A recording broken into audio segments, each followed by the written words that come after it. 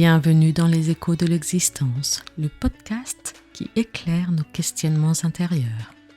Ici nos doutes, nos questionnements et nos réflexions sur la vie étaient des portes vers une plus grande compréhension de nous-mêmes et du monde. Les échos de l'existence est un espace d'exploration où nous plongeons au cœur des grandes questions qui nous habitent. Qui suis-je vraiment ? Quel est le sens de ce que je vis ? Comment transcender mes peurs et mes conditionnements ? À travers ces perspectives psychologiques, spirituelles, émotionnelles et humanistes, ce podcast vous invite à prendre du recul sur votre réalité quotidienne. Chaque épisode est une opportunité d'élargir votre conscience, d'ouvrir de nouveaux horizons et d'apprendre à naviguer avec plus de clarté et plus de sérénité dans l'aventure de l'existence. Alors laissez résonner ces échos en vous et avançons ensemble sur le chemin de la conscience. Bonjour à tous et bienvenue dans ce nouvel épisode des échos de l'existence. Bienvenue à chacun de mes abonnés, à toutes les personnes qui me suivent, mais aussi aux toutes nouvelles personnes qui viennent de nous rejoindre. Aujourd'hui, je souhaite parler avec vous de notre rapport à la nature. Et j'ai intitulé cet épisode « Et si nous emportions tout avec nous ?»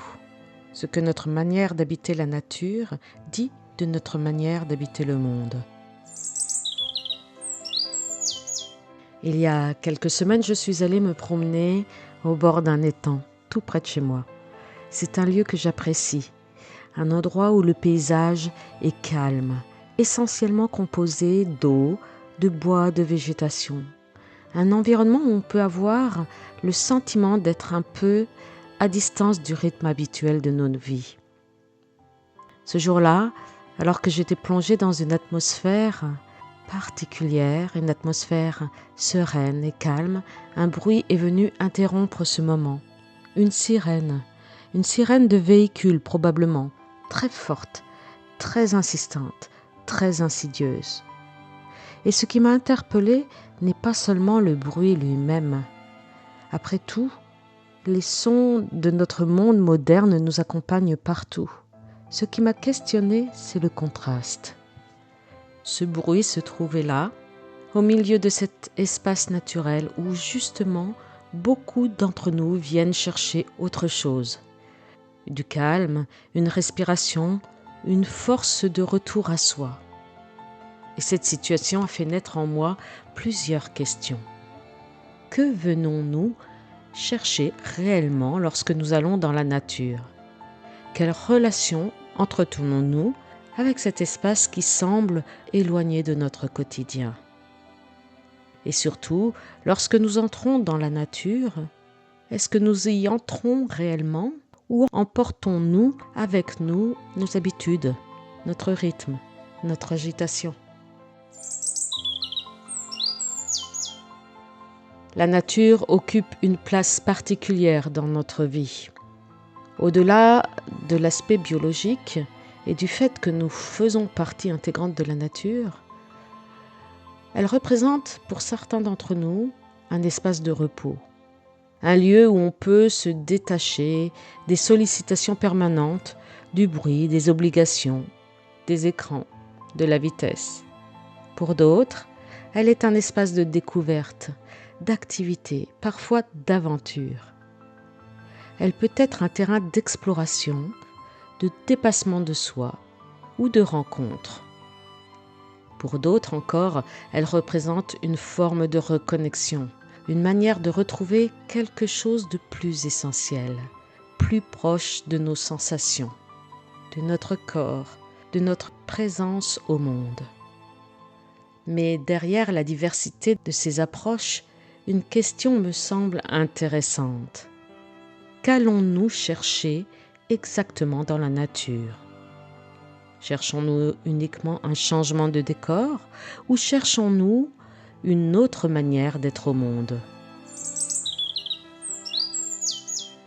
Lorsque nous observons notre rapport à la nature, nous pouvons également nous interroger sur la place du confort. Nous sommes des êtres humains qui avons construit des environnements destinés à nous protéger, à nous faciliter la vie, à nous apporter davantage de sécurité. Ces constructions ont profondément transformé notre quotidien. Elles nous ont permis de nous éloigner de certaines contraintes naturelles, de mieux nous protéger des éléments, de créer des espaces adaptés à nos besoins. Mais lorsque nous retournons dans la nature, une question peut apparaître. Sommes-nous encore capables d'être pleinement présents dans un environnement qui ne correspond pas à nos habitudes, à notre confort du quotidien? Sommes-nous tout à fait à l'aise dans la nature ou avons-nous besoin de retrouver nos repères pour nous sentir bien? Nous pouvons souvent observer l'aménagement d'espaces naturels. Une installation, un objet familier peuvent parfois nous permettre d'apprivoiser un lieu. Et cela n'a rien de problématique.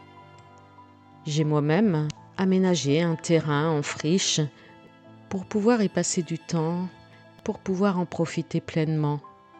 Nous avons tous nos besoins, nos propres limites, notre propre manière d'entrer en relation avec un environnement. Mais cette question reste intéressante.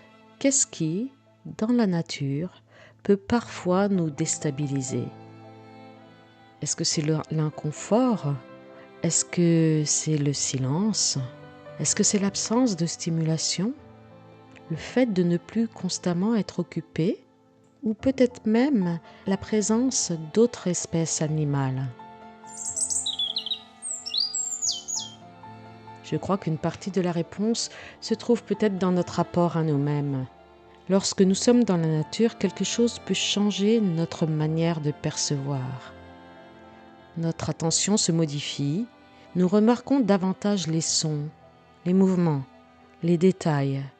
Tout ce qui peut passer inaperçu lorsque nous sommes en activité peut prendre une importance capitale, parfois encombrante. Notre corps reprend une place qu'il n'a pas dans notre quotidien. Nous pouvons ressentir plus clairement notre respiration, nos rythmes, nos sensations.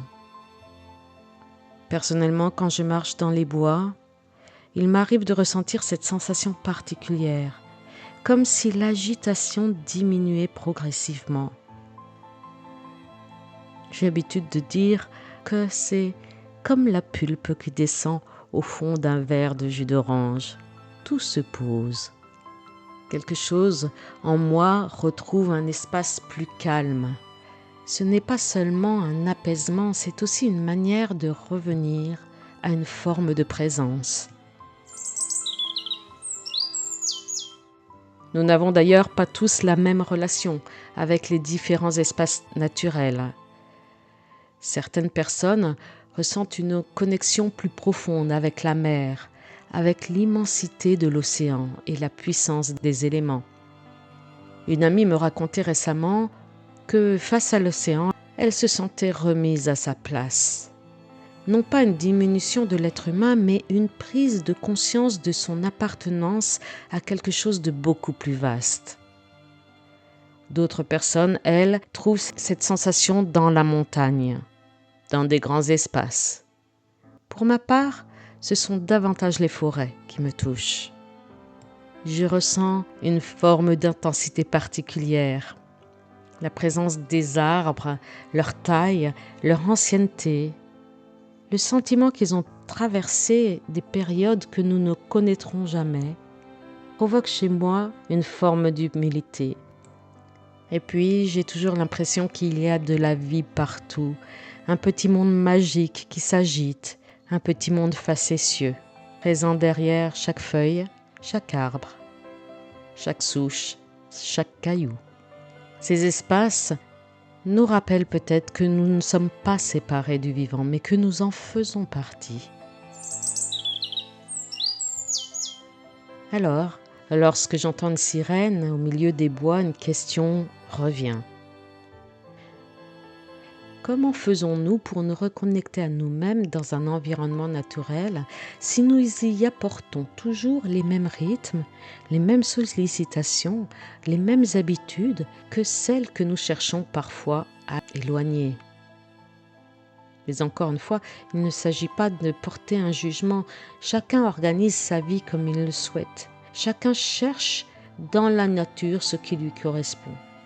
Mais peut-être pouvons-nous simplement nous interroger. Est-ce que nous allons dans la nature pour y consommer une expérience, pour ajouter une activité supplémentaire à notre emploi du temps? Ou est-ce que nous y allons pour retrouver une relation différente avec nous-mêmes et avec ce qui nous entoure? Il m'arrive parfois d'accompagner des personnes en pleine nature et d'observer leurs réactions.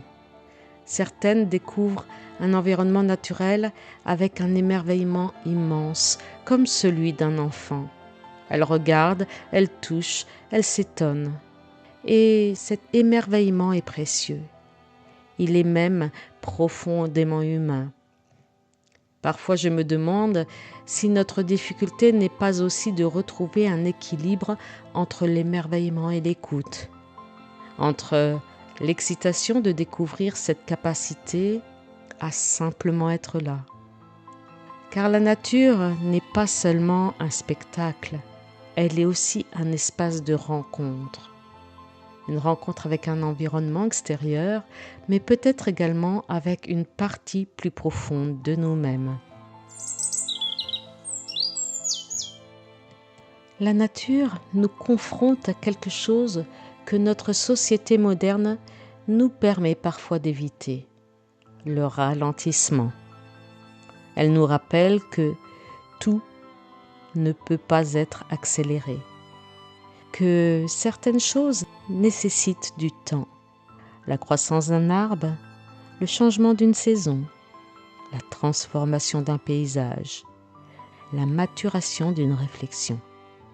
En ce sens, la nature peut devenir un espace où nous retrouvons une autre temporalité. Une temporalité qui ne cherche pas constamment à produire, à optimiser, à remplir. Lorsque nous retrouvons suffisamment de calme intérieur, quelque chose peut aussi émerger de notre capacité d'écoute. Cette intuition dont nous parlons parfois, cette capacité à percevoir ce qui est juste pour nous. Non pas une intuition magique, mais une forme de connaissance intérieure qui apparaît lorsque nous sommes davantage présents à nous-mêmes. Peut-être est-ce aussi cela que certains viennent chercher dans la nature. Un espace où des questions essentielles peuvent revenir. Qui suis-je? Quelle place est-ce que j'occupe dans ce monde? Quelle relation est-ce que je souhaite entretenir avec le vivant? Que faisons-nous de notre passage sur Terre? Ces questions peuvent sembler inutiles pour certains, mais pour d'autres, elles donnent justement une profondeur et un sens à l'existence. Et puis il y a autre chose que la nature nous offre, sans doute avec une grande simplicité. La beauté. Une beauté qui n'est pas la même pour chacun. Certains seront touchés par un immense paysage, d'autres par un animal observé quelques secondes, d'autres encore par la lumière sur une feuille, le mouvement d'une rivière ou la présence silencieuse d'un arbre. Nous ne sommes pas sensibles aux mêmes choses, mais il existe peut-être quelque part, pour chacun d'entre nous, un endroit, une sensation, une rencontre avec le vivant qui nous rappelle quelque chose d'essentiel. Car la beauté ne résout pas tout, elle ne fait pas disparaître les difficultés de nos vies, mais elle peut nous rappeler que nous appartenons à un monde plus vaste que nos préoccupations quotidiennes.